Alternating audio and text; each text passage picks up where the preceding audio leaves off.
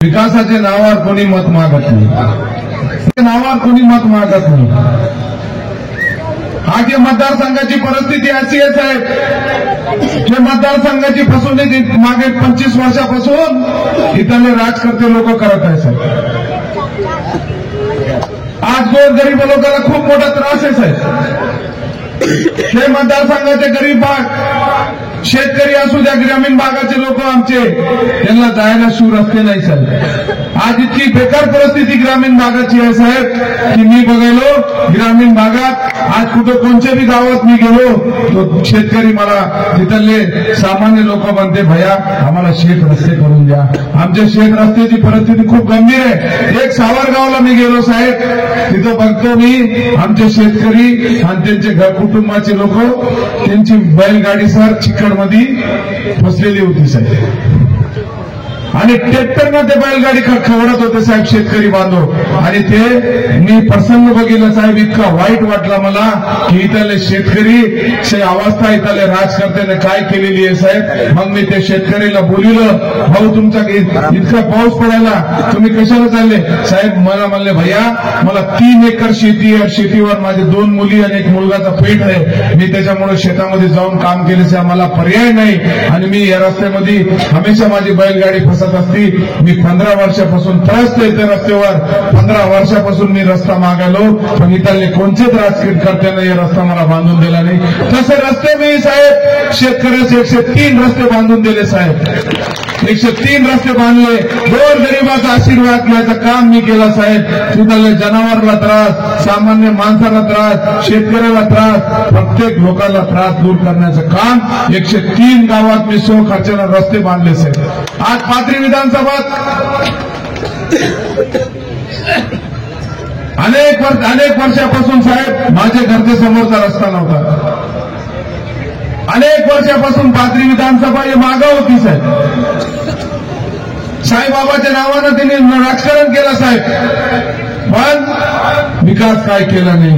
मी पाठपुरावा केला साहेब, पाथरी शहरासाठी 142 कोटी रुपये आणले साहेब, गोरगरिबाला न्याय द्यायचं काम केलं साहेब। आज साहेब मी जसं शिर्डीला हॉस्पिटल चालते 300 बेडचा, मी त्या 300 बेडचं हॉस्पिटल आणण्यासाठी साहेब मी तिथे ट्रस्टीला जाऊन भेटलो।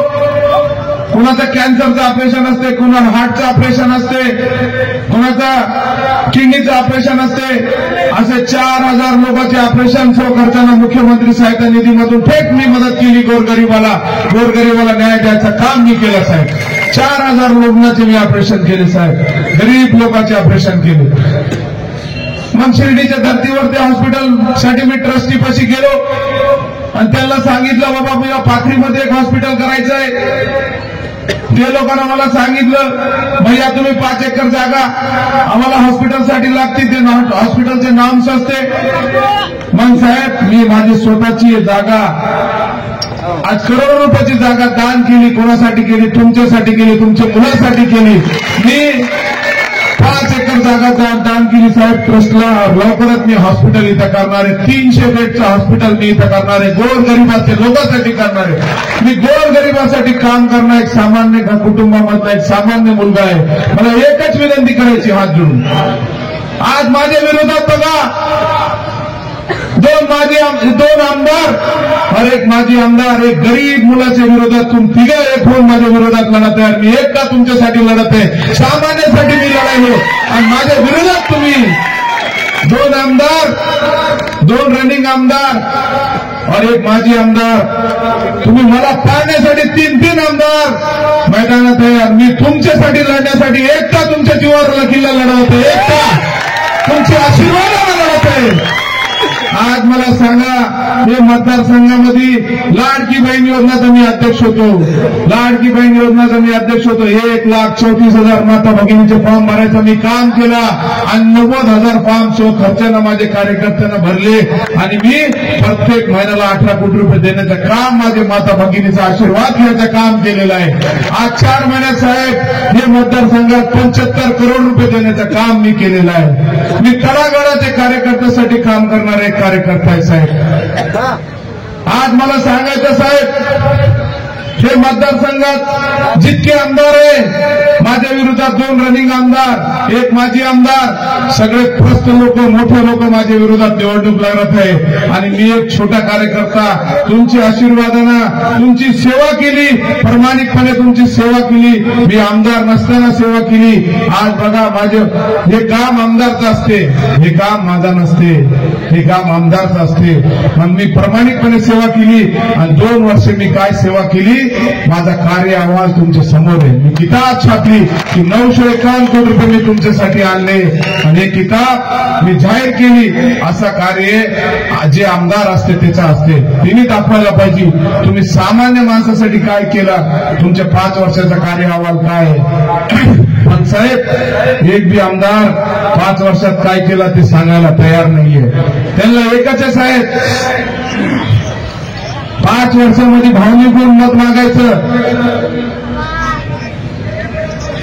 साहेब, भावनिक मत मागायचं, कोणताही कार्य नाही साहेब. आज मी सांगतो, माझे आजोबा बी होते, तिने लोकांची सेवा केली, माझ्या वडिलांना सेवा केली. आम्ही कोणाचा प्लॉट घेतला नाही, आम्ही कोणाची जमीन घेतली नाही, आम्ही प्रामाणिकपणे लोकांची सेवा केली. तेच कुटुंबाचा मी मुलगा आहे.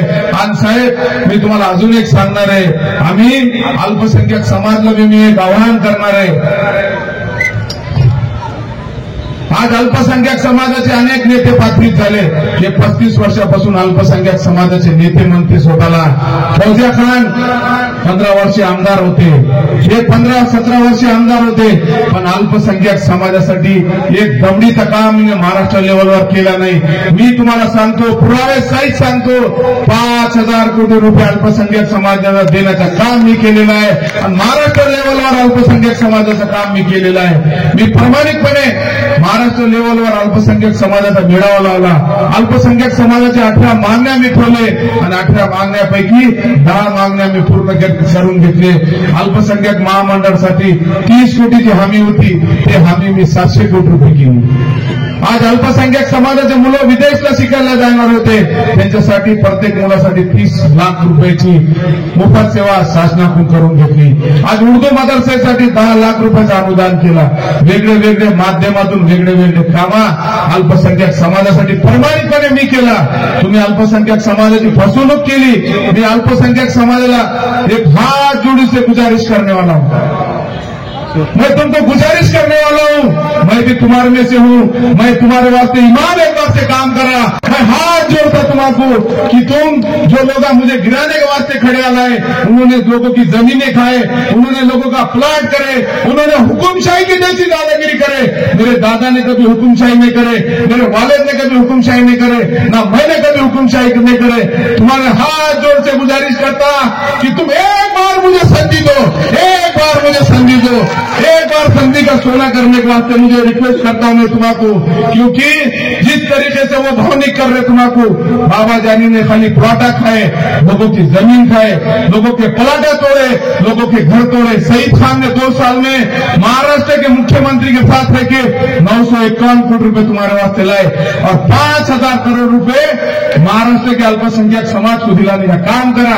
मैं एक ही गुजारिश करता तुम्हारा, मैंने ईमान एक बार तुम्हारा काम करा.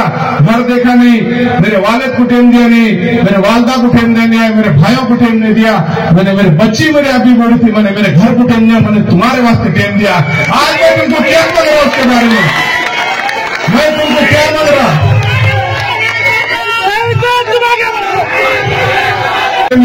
खाली 1 वोट मांग रहा.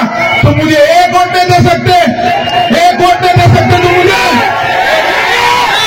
सही पे आप आगे बढ़ो. मैंने ईमान एक बार हर समाज के लिए काम किया. मैंने आज पात्री समाज के लिए, मेरे कार्यकर्ता के लिए, आज जिस तरीके से वरपुड़कर साहब आए, 5 साल में पात्री मतदार संघ में कई टोपले का काम हुआ, गया एक सीमेंट का टोपला कहीं डाले क्या उन्होंने? अल्पसंख्यक समाज के लिए कभी आवाज उठाई क्या उन्होंने? मैंने अल्पसंख्यक का मेला महाराष्ट्र में, मुंबई में दिया, तुम्हारी आवाज बन के मैं उठा.